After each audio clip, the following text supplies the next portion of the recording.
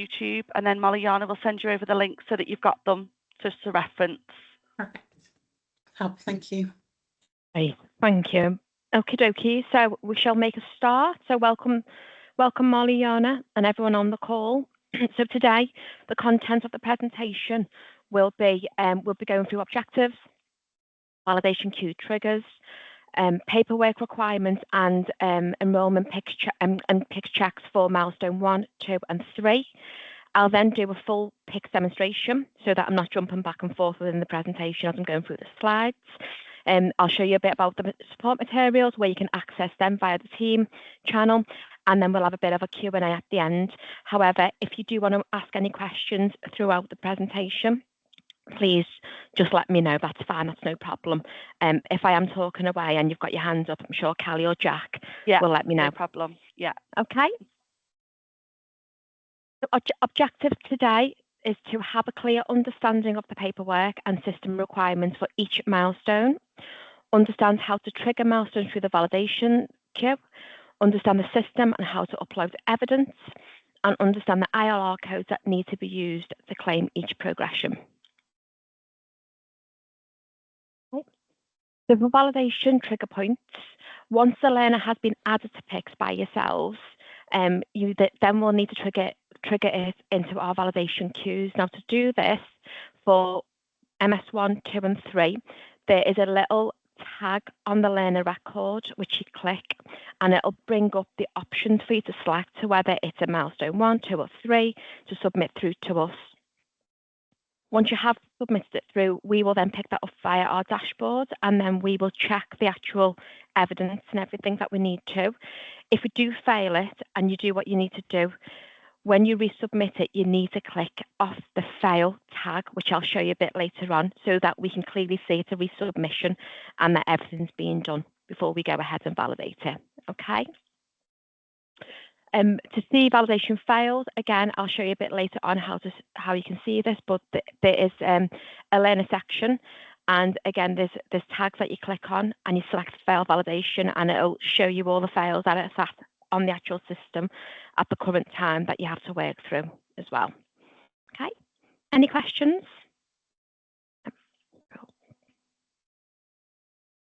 For milestone 1 paperwork requirements, so you'll have an enrolment form, and validation will check the enrolment form against the system to ensure all the details have been added and that there's no discrepancies within the form or whatever we've checked against the system as well. And we'll also check to make sure the document is being fully signed and completed. And the learner must reside within the CPCA area, as you're both aware. There needs to be invoice, so validation will check the invoice, ensuring there's no discrepancies or missing information from the employer. The register will check the register to ensure the learner is present on the register, the dates are correct, signature dates match, and we'll ensure all 14 qualifying days of learning until 10 guided learner hours have been met. ILP and initial assessment, so we'll ensure all elements of the form are completed to capture and reasonable adjustments and support throughout the contract and signed by both the learner and tutor. Okay. And then, sorry, Mon, just to add to that. So those forms, Mariana, are exactly the forms that we used for OXLAP. It's just, you know, I know it wasn't something that you put down that was a requirement on the last CPCA contract, but I know that obviously through Jack's service design and things like that, we want to capture if there are any of those reasonable adjustments, what the goals of the learner is, you know, throughout the courses, so that we can track and progress and monitor the progress, so that when they get to the outcome, we can show that everything that has been discussed at enrolment has been met. Because I think that, and that will be something that will also, I mean, Jack, correct me if I'm wrong, but from an Ofsted point of view, that might be something that they want to look at. Okay. Yeah, absolutely. Yeah, agree. Brilliant. Great, thanks, Cal. And then in regards to uploading the documents to the system, it's really, really clear of how to do that, which I'll show you a bit later on as well. On the summary tab, files, upload file. So if it's brand new, fresh paperwork initially going on, just upload it with the correct title of the document. And also if it's, would you agree, Callie, to put like milestone 1 or MS1 at the beginning? I think just the name. Or just the because, name? Okay. Yeah, because in this area, it's just going to be Milestone 1 paperwork. All the Milestone 2 and 3 is going to be against the learning aims, isn't it? So we're keeping them separate so that we, rather than trying to have a complicated naming convention, we're storing them in 2 separate locations so it'll be easier. Yeah.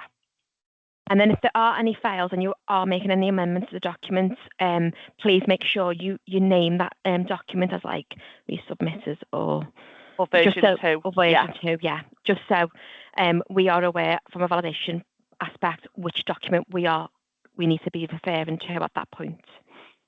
Right. So for Milestone 1 PICS track, so the validation team will check the learner delivery plan. This is to ensure the learner has the following and is doing the following learning aims and the ZPROG aim. For the unique learner number, OEA are to use the 99999 and validations to go to the LRS and have the correct number when validating. Learner employment details and status earning, ensuring data employment status applies is the day before start date, and the employment status code is 10 in paid employment. And we'll also check the following information is correct on the system. So the learning plan end date, the learning plan start date, the original learning start date, the delivery location postcode, which is the OAAE postcode, and the funding model of code 37. Okay. This information will be checked within the learner ILOS summary and the delivery plan, again, which will be showcased a bit later on, but there's a tab that says delivery plan. We'll click on that, and then all the learning aims will come up, and we can go into each individual aim and check what has been added within that aim and make sure the codes are all correct. Milestone 2 course completion paperwork requirements. So progression templates should progress onto one of the below pathways. So it'll be either employer, which offer of an interview or new role. A template is to be fully completed and signed by the learner. Self-employment, if that's the route, template is to be fully completed in detail and signed by the learner or subcontractor. And we will check that the details match in PICS, whatever has been completed on the form. Yeah, the forms, I was just going to say, the templates are the same, but we've designed, so what we've done is we've got a progression template for for employed learners, and then an outcome template for employed learners, but then we've mirrored that to and defined that for self-employment. So we've got a progression template for self-employed, but now we've created an outcome template for self-employed. So it was really clear, because I think that was one of the grey areas that we had for Oxlet, wasn't it? So we've created individual documents to cover both Milestone 2 and 3, which are saved down in the channel for you. Thank you, Kelly. In regards to certification, all must be uploaded for all aims. Dates must be correct, and they must be after the learner start date as well, whatever you enter onto PICS. The completed learner register should all be signed with the learner and tutor's name. It should show guided learning hours of 64, and dates should be before certification. And then a completed ILP, end of the course section completed and signed and dated by the learner and tutor. Any questions? No? Okay. So for the PICS checks for Milestone 2 course completion, we will check the following within the learning aim. So achievement date, this is the date on the certificate. Aim type, code 3 applies to ZPROG code, and there's MZ 00060521. Completion status should be 2. Learning actual end date is the last day in learning as per register. It should be prior to the achievement date. The achievement date is as per the latest certificate and verification date or verification dates, and the outcome will be a 1, which will be achieved. Okay.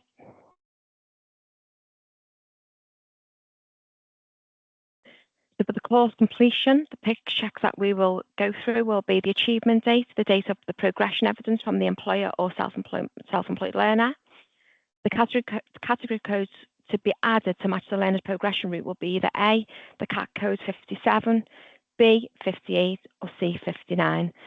So A is the offer of an interview, B is an offer of a new role or added responsibility with an existing employer. Or C code is a receipt or plan from learner to acquire new self-employment opportunities or contracts. Okay, so just please make sure the correct code is being used when you are completing that field.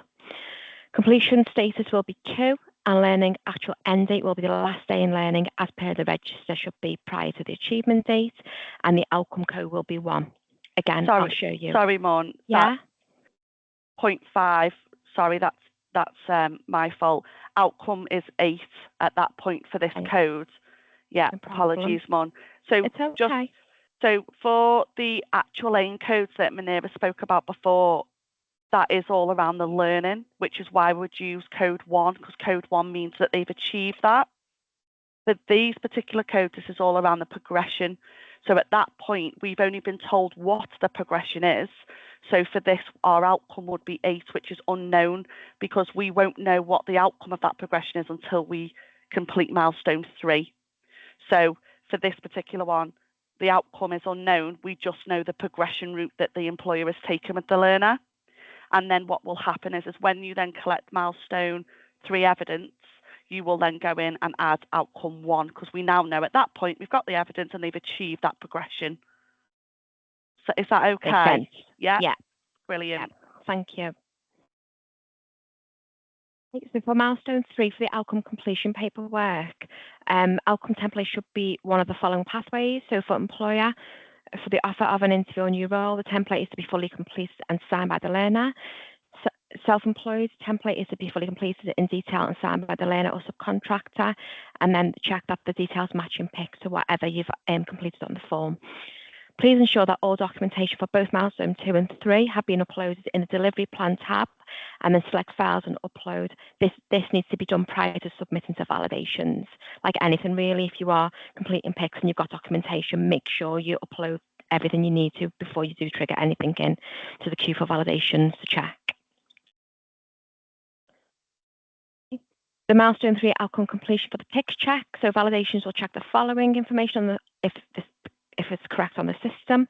So achievement date will be the date of the outcome template, and the outcome will be 1. And validations will complete a final ILR check once all milestones have been completed and shown all is correct for the claim.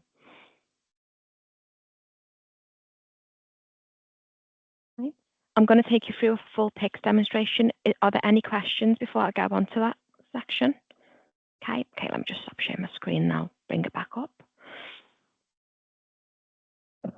Like we said before, it is, from a paperwork point of view, it is just, relaying what we've already done for Oxlap.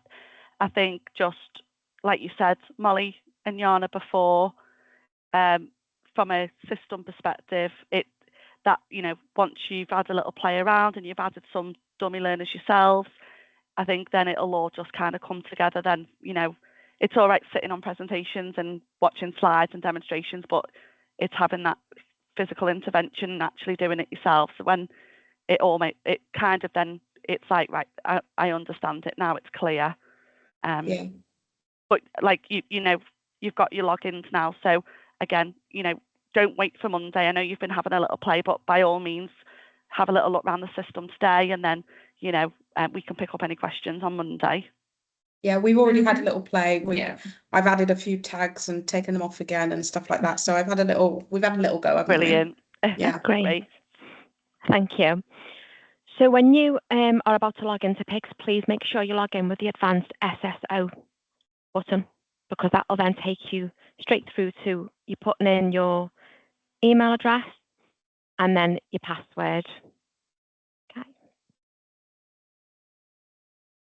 It should have auto-saved, like what Minerva's just done there. You can save your password. Yeah. Okay, and then you'll come onto the main screen and you'll have various different options that you can select.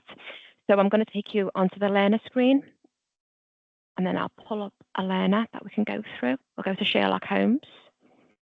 Okay, so in relation to the tags, so if you've got everything ready for milestone 1, 2, or 3, what you do is you click on the little plus. For instance, MS1 ready for validation. Okay, and then you click save and you'll see that it'll come up here, which will then come onto our dashboard. Okay, if once we've validated it and we put in it's been failed, we'll select fail and then it would appear, oh here we go, there we go, sorry I thought I missed that. And then it would appear onto the actual record.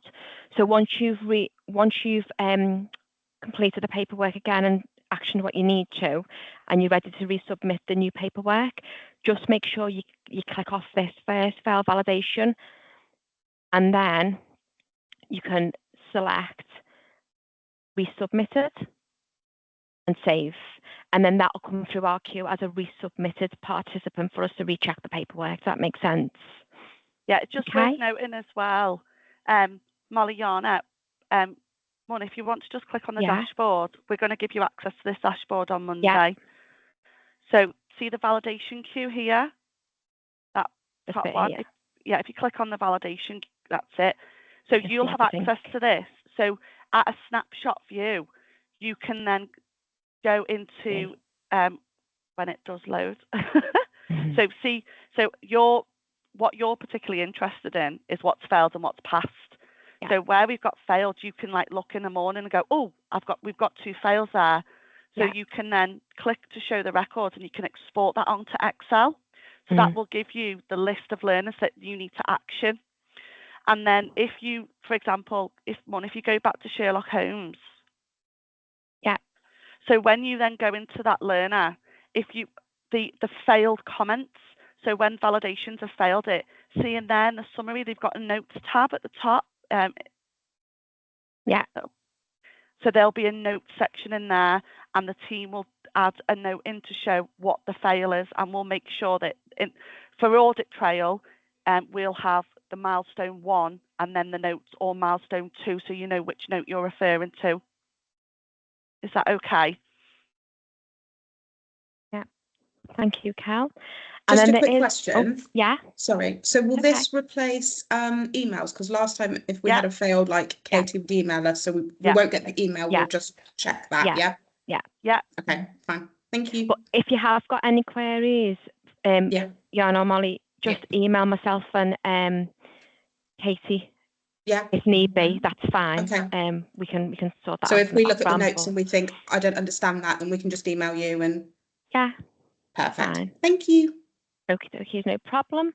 And then there is another way where you can see files. If you click into learners and learners again, and then you can then see, let me just double check, tags, file validation, and then it'll come up to who you've got. Obviously there's nothing there, but you can see it that way as well. But you probably prefer going on the dashboard because it's visual, isn't it? Everything's there. Just where it's got status in learning today, you'll need to take that out. So if you put all and search, those 2 learners should come up. Oh.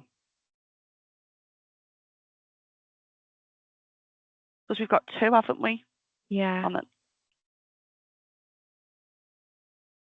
I have to raise that with pics. Yeah. Well, we've got the dashboards anyway, but as soon as one goes into fail, it's not like it won't show the next day, it will automatically show. As soon as that's failed, the dashboard will update. So, even if like you said, right, every morning we'll just go in and check if we've got anything to action. Or even if you go like at lunchtime, because we generally try and validate in the morning anyway, you'll only need to go and check the dashboards once a day to see if there's anything there. Okay. Okay, so in regards to uploading files, so you'd go into the participant record and you'd click summary.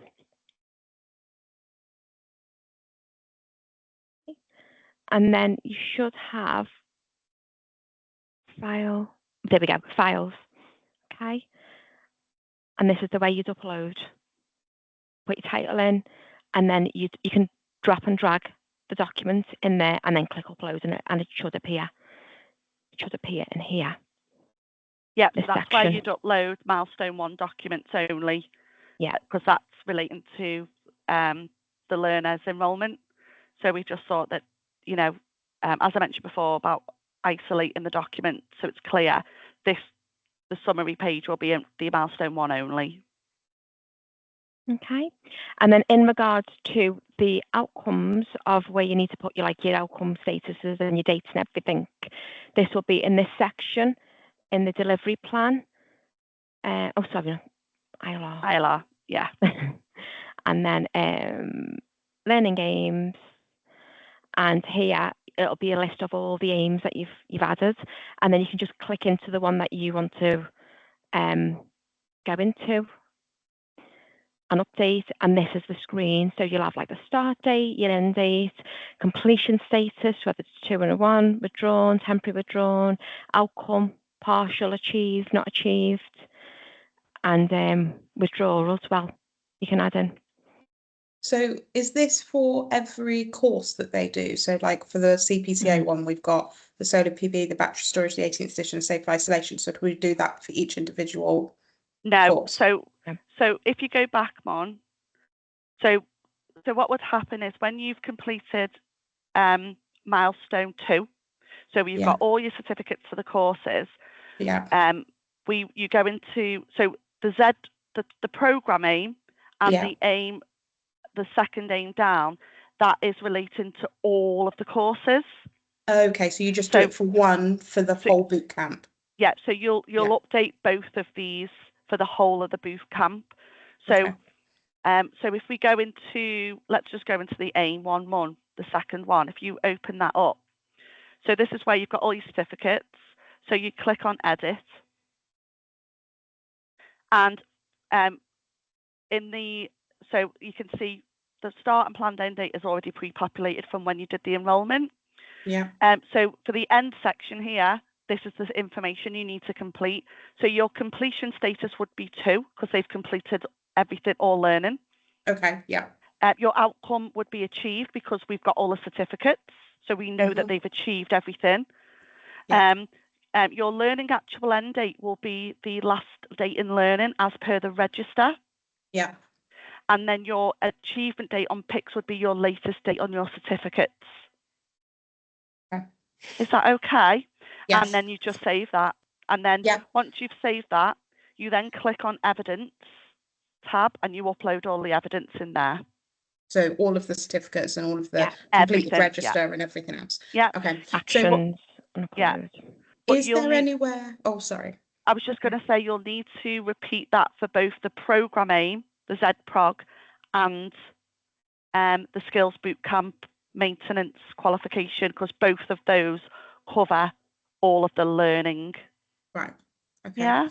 So is there anywhere on PICS that we need to put in, like, with the Teams channel we had last time, we put in each individual element of the boot camp and we put the dates they were attending. Do we have to put that in there somewhere? No, we don't. No. Because you've got our register covers that. And how we work, so what we'll do is, so we are confirming this code, but that Z00 60521, from a DFE perspective, where we're submitting our monthly claims, they know that that covers the 5 courses that we've delivered. Yeah. And because it's all around the maintenance, installation, and then for CPCA, we're sending the paperwork off to them. Yeah, okay, fine. So it's almost, rather than adding 5 different aims, they've created this one aim that's the umbrella to cover all. That makes sense. But we are just confirming that is the right aim with CPCA. So that might change, but we'll let you know. Okay, fine. Yeah, I understand it. Thank you. Okay.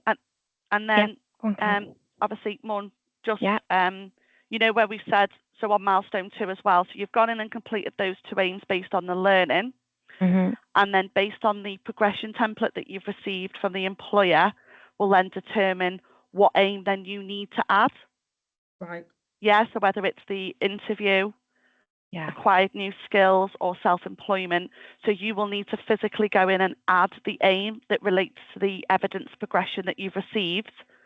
And then when you do that, if you just open the third one down for me, Mon.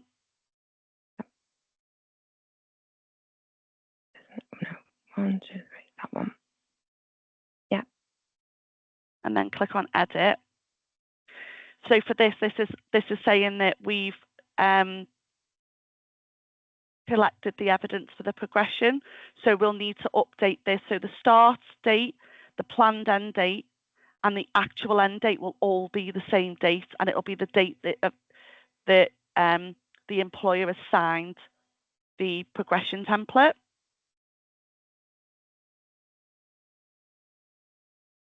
And then the completion status will be 2 because we've completed the progression information, but the outcome will be 8 because at the moment the outcome's not yet achieved. We just know that this is their progression, and the achievement date one will be left blank. Yeah. Because they haven't achieved that progression yet. Yeah, we just know that this is what the progression is. We've completed that part of it, but the outcome is not yet known or achieved because that will come at milestone 3.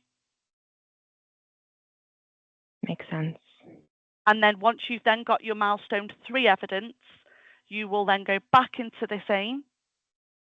You will then go to the outcome, and that will be 1 achieved. And then the achievement date will be the date in which we receive the outcome template. Yeah. Is that okay? Yeah? Brilliant. Like I said, when we physically go through them, because as at each stage, when we've got a physical actual learner, we will go through each stage with you both. You know, we'll do share screen, you know, you go through it and we're watching, you know, and again, we're doing competency checks on Monday, so you can actually go in and do some dummy ones yourselves. Okay, any questions on the system? No. Go back to the presentation.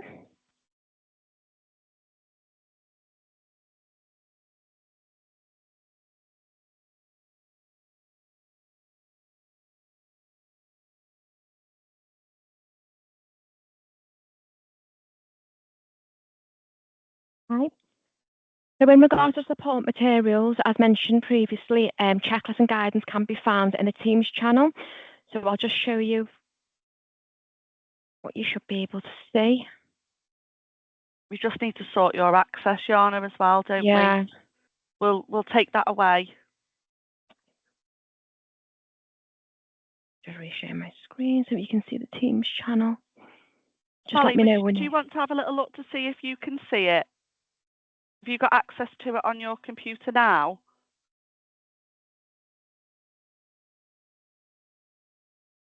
Was that for me? Sorry. Yeah, I just wanted just to double check that you can see what Manir is showing you now. I can't go into it because I'm in my OEA. No problem. Teams channel, so I can't switch to read while I'm mid-call. Sorry. No problem. So we didn't have it named as OXLAP contract, but we've renamed it now to Skills Bootcamp, and then we've added. So anything that we had previously for OXLAP has all been moved into a folder, and we've created the CPCA one. Right. Okay. And then within the folder, you've got your evidence template for MS1, 2 and 3. Everything's in here that you require, that you need to complete with the learner. Lovely. And then you've also got validation checklists. So what we will be checking, which will be really useful for you to do, go through them once you've like when you're completing the forms or whatnot, so you can see what we need to check before we can push anything through for claim. Yeah. Okay. Okay, I'll go back to screen. Okay, and then we've gone through the dashboard, so you know exactly, how to access that and how it reads as well. Brilliant. Any questions? I have one. Yeah. When we were first told about the CPCA bootcamp, we were told it was only, was it the CB postcode? Yes. And then I think yesterday in the training, you said it was only the Peterborough postcode, and we were a little bit confused. No. Can we just confirm which postcode it is that we are allowed to book people in on? It's the CPCA one, not the one from yesterday, not the Peterborough one. No, so it is the CB postcode. Yeah. Okay, that's it is. Great. Yeah. Because I do need to check. I was going to pick this up with you, Jack, because when we did the pre-implementation, I've got it on my notes that the residing area for learners for CPCA excludes Peterborough. I thought it was the other way around. Let me just go back and I'll I double know check. this is where I think the confusion is. But Yeah. I took a screenshot of one of the slides from BD, and it had there excluding Peterborough. Yeah. Right, okay. But I can't find that presentation now. I just did a screenshot when they were presenting it to us. Let me go back. That's on me. Sorry about that. Let me go back and I'll double check and I'll confirm, Molly. Okay, thanks. Just because we want to make sure that we're contacting the right people. Yeah, Yeah. absolutely. Sorry about that. That's No, all right. it might be me. I might have Well, got it wrong. To be honest, Kelly, we were on the same opinion as you, so I don't know whether we've both got it wrong or what, but that's what okay. we were thought it was the CB postcode, not the Peterborough postcode. So, but yeah, either or is fine. Just make sure we're contacting the right ones. Yeah, absolutely. Mhm.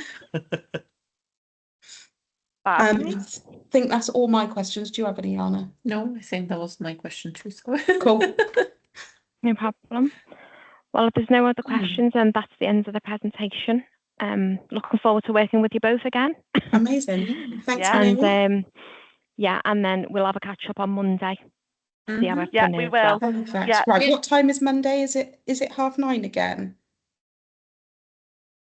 So the session is 9:30. 9:30. Now we have got 9:30 till 12 booked in. Now that's not going to be us all sat on a call. You know, what we'll do is